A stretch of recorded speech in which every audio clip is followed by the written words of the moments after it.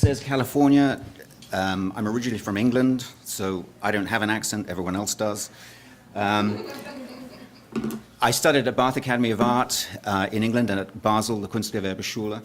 And in London, I started the ATypI Design Studio and the Octavo magazine, Journal of Typography. But I've been in California for quite a while now, mostly designing books and teaching, which is the subject of the talk today. I am a professor and director of print in the graphic design department at Art Center College of Design, and I'm also the creative director of the new Hofmitz-Milken Center for Typography, which I'll give you a little bit more information about at the end. I think of typography as the spine that runs through the body of graphic design practice. At Art Center College of Design, the rigorous program of typographic study reflects its importance to the core curriculum of the graphic design program. It is a complex and cumulative progression that begins with handwork, is developed through a thorough understanding of fundamental typographic skills in different contexts, and moves on to advanced transmedia digital applications. Along the way, and you'll see from mandatory classes above, elective or optional classes down below, along the way, there are opportunities for students to focus on font design, writing and editorial specialization, conceptual methodologies, letterpress printing, and personal experimentation. The curriculum honors the past, trains for the present, and anticipates the challenges. I had to get the word challenges in. It wasn't there before, but of the future of typography across all media. So what we see here is an overview of the typography curriculum. We have basically an 8-term undergraduate degree program in graphic design. There are 3 14-week terms per year. Strangely different to some other colleges. That's just the way it is. Historically, it's been that way. So most students will graduate in 3 years, allowing for a term for an internship gaining professional work experience. So we see the 8 terms across here. We have a core curriculum that you see there, 1 through 5 of a typography curriculum. These are mandatory classes which are designed to be cumulative and progressive. Classes overlap one another to a large extent so that skills are reinforced and deepened. Each class has a prerequisite in the sense that students cannot take type 3, for example, unless they've taken type 2 beforehand. And classes are sequentially numbered with suffixes such as structure and content to give students a better sense of the educational goals. I should point out as well that certain students from other majors, illustration students, for example, are able to take some of these classes.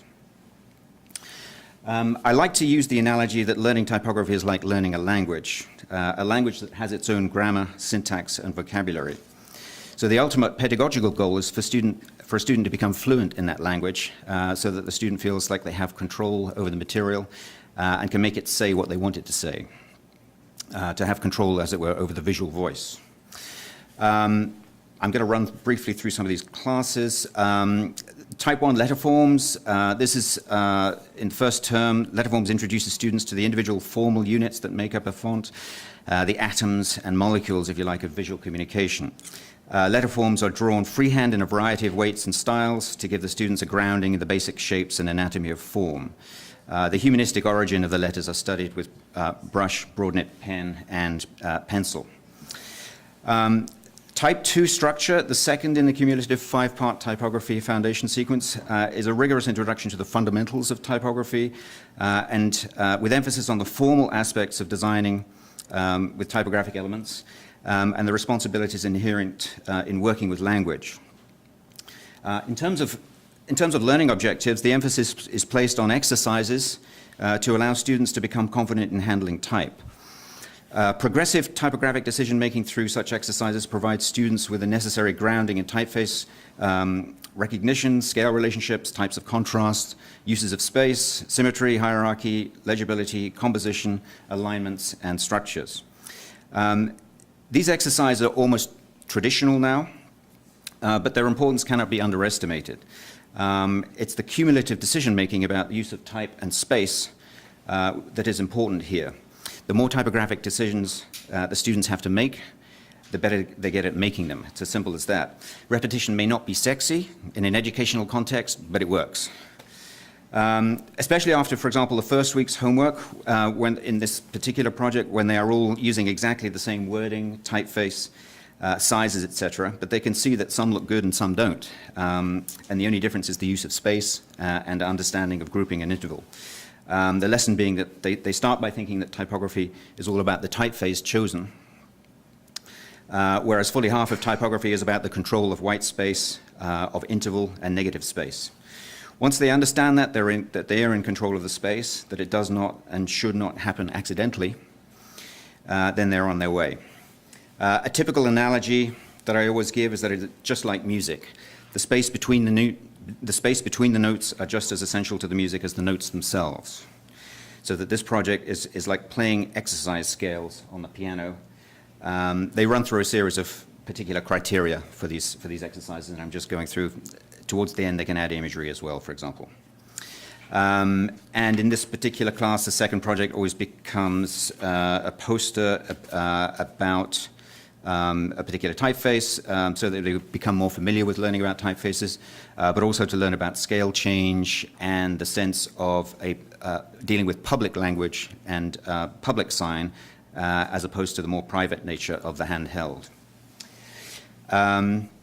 At the same time, historical and contemporary typography issues are addressed as part of the introduction to the subject and are reinforced by separate academic courses in the history of modernism and history of graphic design, which you saw in the red squares at the top there, which are now not there, helpfully.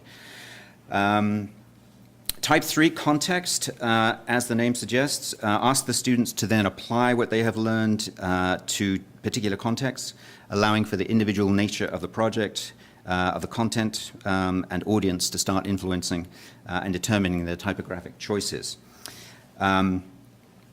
Whilst reinforcing and developing previously learned skills, students are introduced to more complex content loads, text problems, working with grids. For example, this is for a type conference in Brazil. You'll have to imagine that. Never mind. So they deal with complex text problems, working with grids, and issues relating to combining type and image. The importance of context is emphasized, of finding an appropriate typographic tonality or voice for a given situation. Projects may range from complex informational structures to more open pieces, exploring the expressive potential of typography. This class, along with Type 2, is, I would say, at the core of the program, and some upper-term students who are maybe later seen to be a bit weaker in the area of typography are asked to retake this particular class, possibly with a different instructor. Type 4 is the end of what we sometimes refer to as the foundational sequence, and it comes in a variety of flavors, as you can see. So this is the point at which students are able to begin to address their particular interests and begin to customize their classes according to which area of specialization they wish to pursue. The print section concentrates mostly on publication design, specifically books. Editorial allows the students to develop their own magazine content, and there's one section of that class specifically geared to designing publications for the iPad. Going back to the idea of challenges as well, this has become a challenge to adjust the curriculum to respond to technological changes, and it's always a challenge to figure out how close do you get. For example, in the iPad version of that class, I know there's certain frustrations involved there with software limitations, which maybe we have some Adobe people to talk to at some point. No names. Oh, I've given up already. Let's see. Type 4, environmental or spatial, works with typography in the environment, introducing students to specific issues of scale and the possibilities of working with letter forms in 3 dimensions. Some students also become motion design specialists at this point, while others enter into the interactive and web area. And to our last speaker, I can point out that we recently developed a separate interactive design degree. It used to be within the graphic design program. There's still an interaction design pathway, shall we say, within the graphic design program, but there's now a new, totally separate interaction design program. And at this level, students in typography are expected to be more able to generate their own research and content around a given theme, exploring their interests as they develop and further refine their skills, particularly with regard to concept and detailing in sequential layouts, as well as spatial situations. From the charts, you'll remember the lower row was what we refer to as elective classes. So students are able to select from a number of offerings. These options include letterpress studio classes and our well-equipped ATypI press. We feel that it is important for students to understand the origin of typographic materials and technologies. Working with metal and wood type helps them get a better understanding of the digital landscape ultimately. We also offer a class called Type and Authorship, which is a part studio, part humanities class in which the students use their own creative writing and use that as the content for creating publications. We have an advanced letter form option as well, which builds on the earlier lettering class, and where often hand-drawn forms are then subsequently digitized.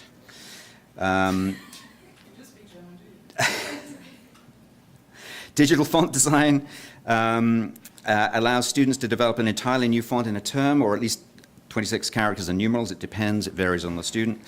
Some students invest more time after the class or retake the class so that they can finish a font. FF Keyvit, for example, that we're seeing here by Mike Abink, and also Post-Grotesque here by Josh Finkley, are both fonts that are commercially available now, which started in classes in this particular class at the college. The identity design class, identity systems class more specifically, they're not purely a typographic class, is one where a lot of typographically driven solutions occur and are encouraged. That's one of the classes I teach, no surprise there. Two examples here from my class include this Google logo, completed before their recent rebrand, I should point out.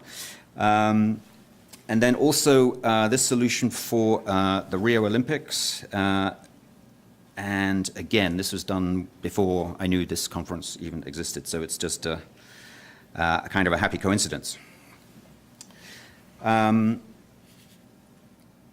We also have a class in information design, which focuses on analytical and data-driven solutions and methodologies, but also allows for conceptual approaches. These are often, the content is often driven by students. Here's a poster, for example, that in terms of analytical design, this plots the use of Helvetica for signage around the main campus of the college, with all the uses of it shown at actual size and actual height, all reproduced at sort of 10%. So it's a cumulative thing, but it's very much an example of the analytical approach, in this case typographic, within that information design class. A lot of the upper term work that we call transmedia design now in the college begins with this Type 5 class. And this is the beginning of an exploration which this class in particular deals with the necessity of communication programs to operate seamlessly in different contexts and materials, and the need for design students to understand the specific technical and communicative criteria that apply in these changing environments. The advanced graphics studio follows on from media texture as does the, media texture follows on from transmedia. I have a few examples here, which I'm going to start, and then we'll talk over the top of it a little bit. Where's the sound?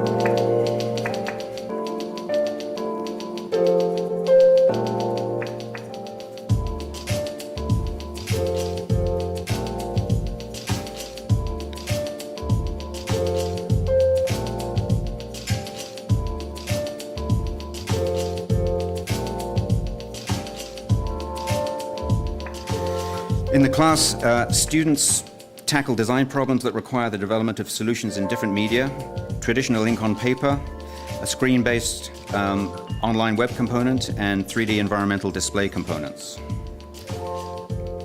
Solutions are often typographically driven.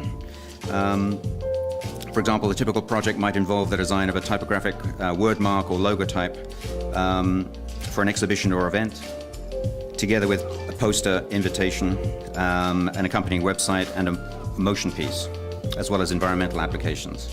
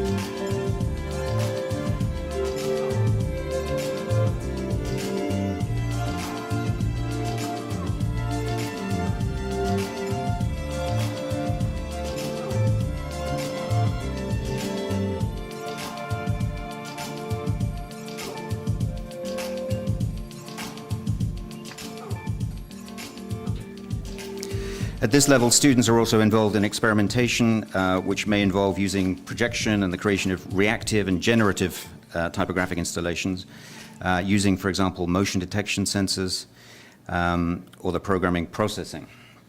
They may be building customized sensor-driven installations and writing their own code. So that was work from those three last classes that you saw. Part of our curriculum also take place outside of the college. In addition to the work placement one-term internship at a design studio, we encourage our students to take a study abroad term when circumstances and finances permit. We have reciprocal agreements and exchanges with a few colleges, and we've established a satellite studio in Berlin. We feel it is important that a student, especially one who may not have traveled much, to experience another culture and learn about other languages and modes of cultures and customs rather, and modes of working. Current digital platforms alone are not necessarily adequate for the breadth and depth of formal and conceptual skills we require from a fully rounded student.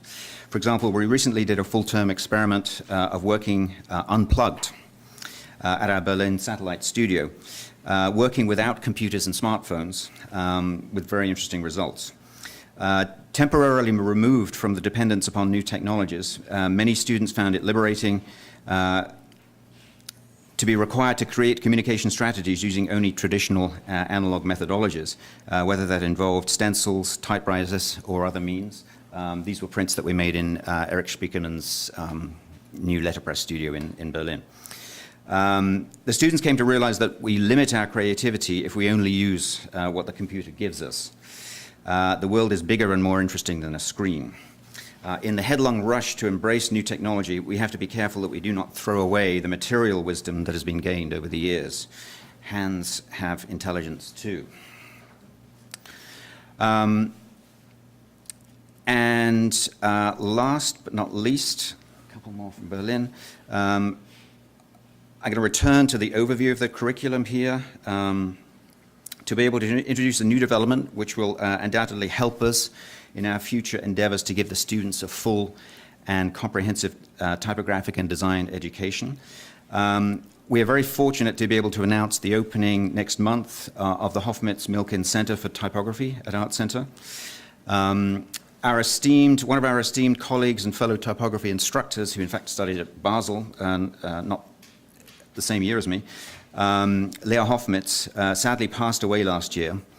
But in her name, her husband has generously donated funds for the college to establish the center, which will be a laboratory and a studio for students, faculty, alumni, and the public. Our programming will include symposia, workshops, lectures, residencies, grants, and awards. We'll be generating new content through exhibitions and different publishing platforms. We'll have an extensive and ongoing typographic archive and act as a research center, a pedagogical testing ground, and as well as establishing a new master's program, which is underway right now.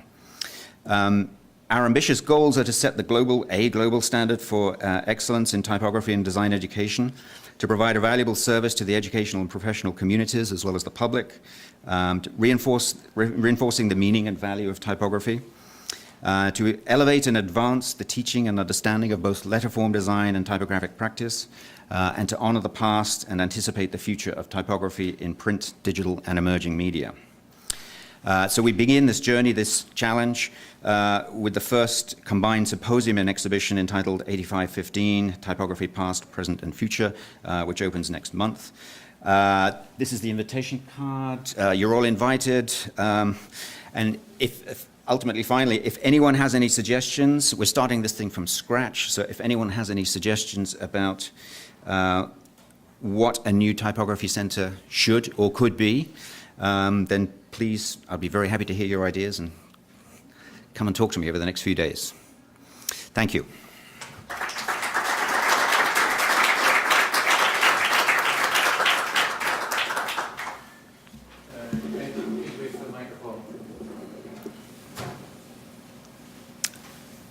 Are there any questions, or are we all so caffeine desperate that everyone's shutting up?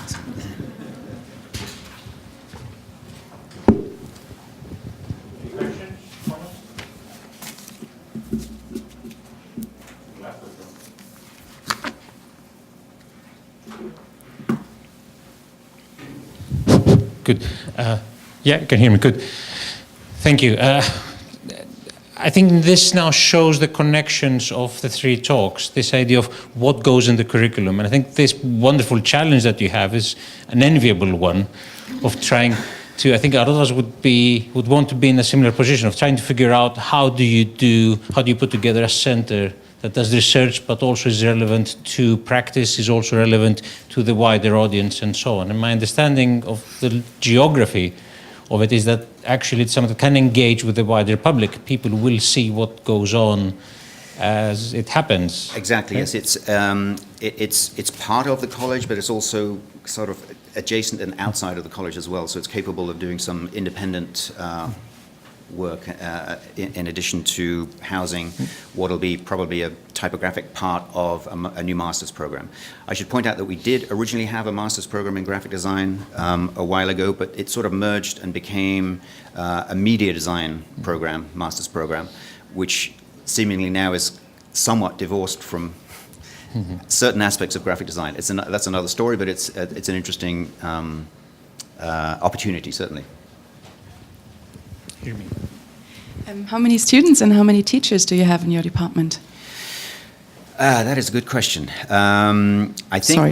we have, to which I don't really have the answer. I should. I think incoming students typically every. We have 3 semesters, so I think every year it's somewhere in the region of like maybe 100 come through. But it varies. You know, sometimes you get busy years and quieter years. In terms of faculty, I think we have somewhere along the lines of maybe 12 or so full-time faculty, and then many part-time instructors. I should maybe have pointed out that our college, the history of our college is one of training for, so as it were, it's quite pragmatic in the sense that it's training for professional practice. That's been the history. It's not that we ignore theory, but it's embedded now. But it's very much a sort of pragmatic, professional-based training.